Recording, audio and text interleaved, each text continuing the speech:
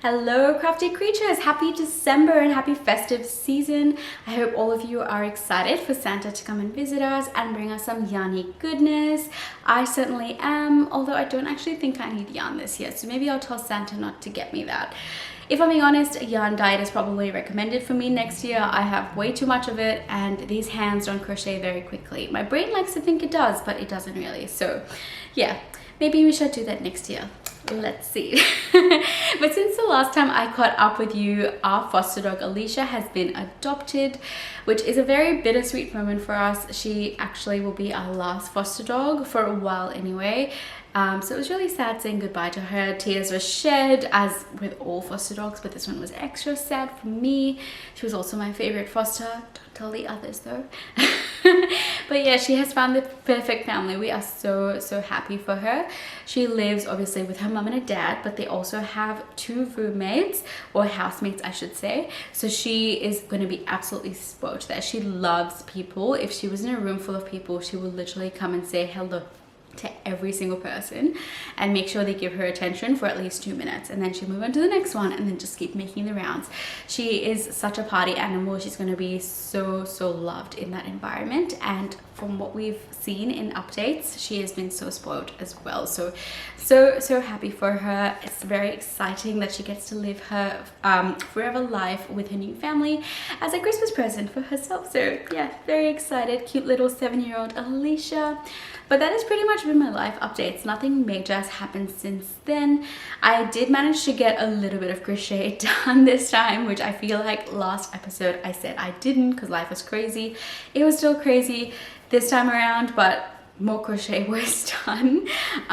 So you might have seen that I got a knitting machine from Temu. If you haven't, I will link the Temu haul up here for you.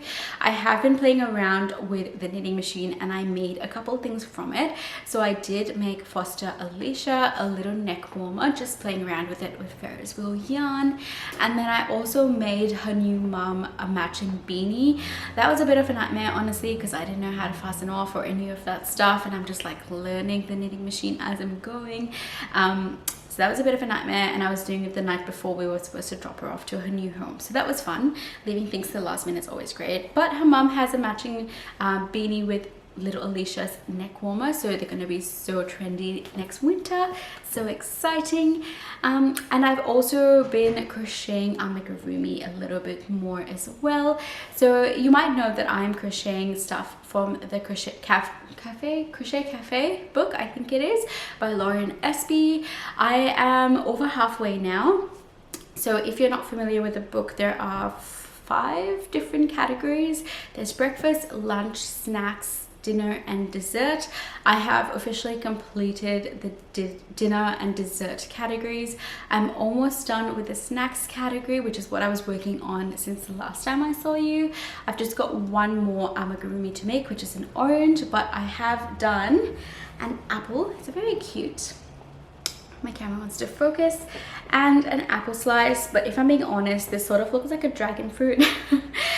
She does put tiny eyes in all of these small slices. I don't have eyes that small, so I've just tried to add seeds on there, but honestly it looks like a dragon fruit. So we're just gonna pretend that it's an apple. No one say anything, thank you. But yeah, it's very cute. My camera doesn't like to focus. It's got a little leaf and a stem. Very cute. I love it. Also a popsicle. I didn't follow the entire pattern for this one, so she did say to use like chocolate or vanilla or mint and then put like a drip of chocolate on top.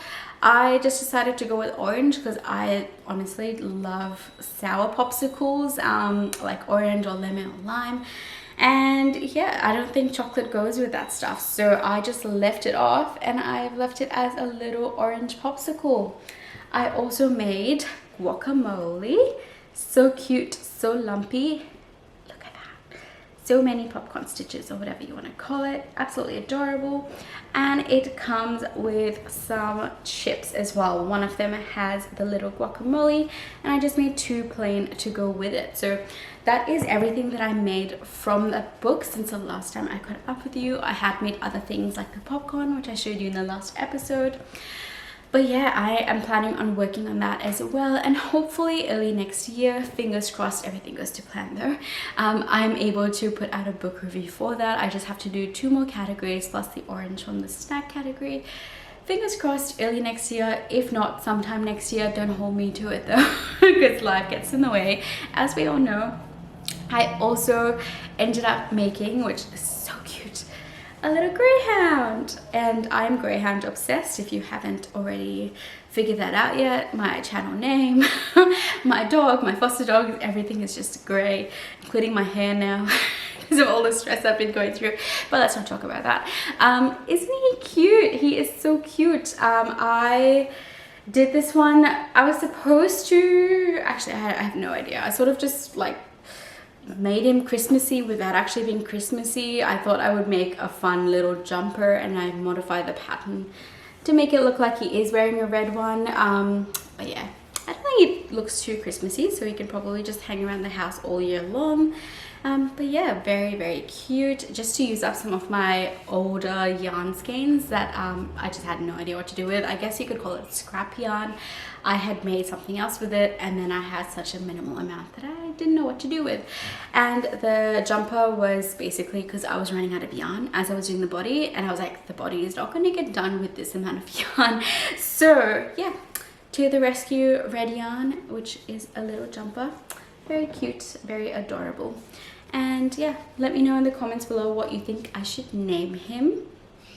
Nothing comes to mind, and I can't call him Socks because Socks is my black dog and this is not a black dog, so I don't know, maybe Shoes, Socks and Shoes.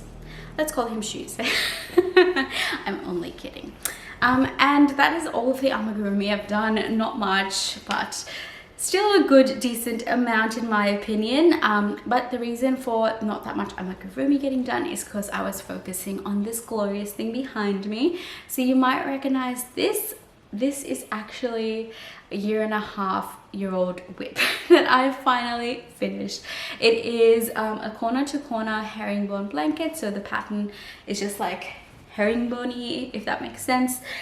It is 11 panels, so I did it in the connect as you go. So I just did 1 panel at a time and then attached the other to another panel.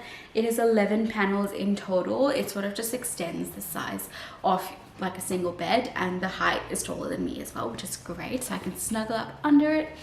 I did unfortunately run out of blue yarn though just at the end, like literally so close to being perfect, but it wasn't. So what I did instead is just made it unperfect, which all of crochet is, but that's what makes it fabulous. It's handmade, it doesn't have to be perfect. But yeah, I just ended up using white for the rest of it because weirdly enough, I had so much white left over, even though I used 11 balls of blue in this and only 10 balls of white. But I still had like 20 grams of white left over, which is wild. Like, something is weird with this yarn. How can one 100-gram ball of yarn have more yarn in it than the other when it's from the same brand?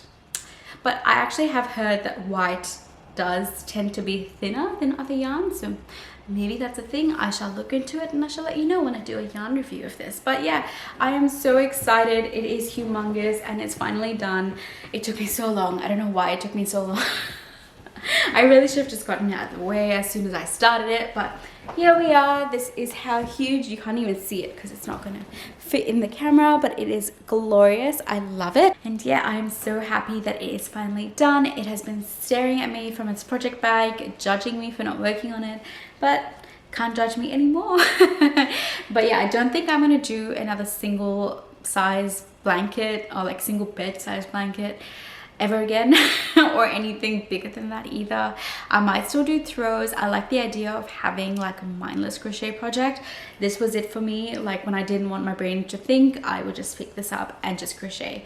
It was like minimal effort on my part because all I had to do was just remember to do color changes, but it wasn't even that hard because I was working in panels. So it was like literally like finish your white, do the blue, finish the blue, do the white. Like it, not that much thinking involved. It was great.